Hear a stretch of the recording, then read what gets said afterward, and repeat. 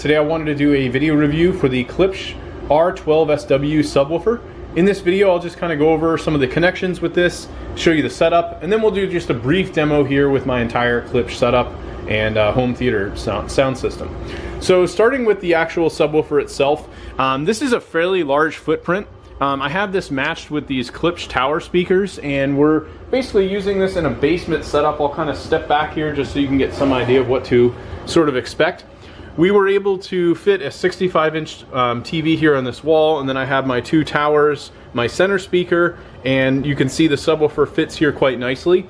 I tried to get this completely centered with the wall, so while I could have moved some things over to make for a little bit more room in the hallway here, it's really not taking up a whole lot of space. And in fact, if I really wanted to, I could move some of this setup over and potentially add a second one of these subwoofers over on this side. So you do have some options here with these, but again, just keep in mind that it is fairly large size.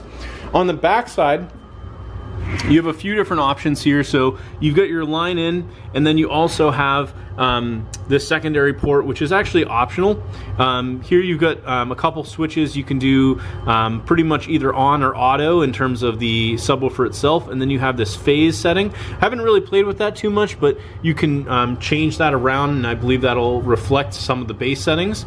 Then you have your low pass. So this basically has 80, 120, 40 hertz depending on what you're looking at, and then you have your gain, which ultimately is how much bass you're going to get. So this dial can either go down fairly low if you want to kind of reduce the bass, or high depending on what you're looking for. You will need dedicated power for this, so you can see I have an outlet here that's specifically dedicated to this.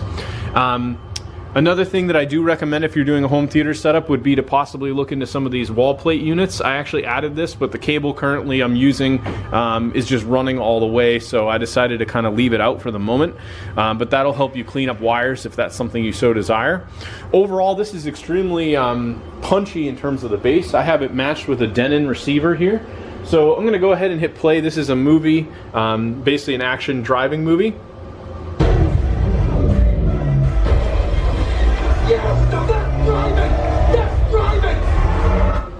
So I really love the sound of this. It's amazing setup. If you really do go for like something like a 512 or even a 7X type setup with your home theater, this subwoofer is definitely going to really add some punchy bass to all of your movies, your gaming, anything else that you're doing with your sound system.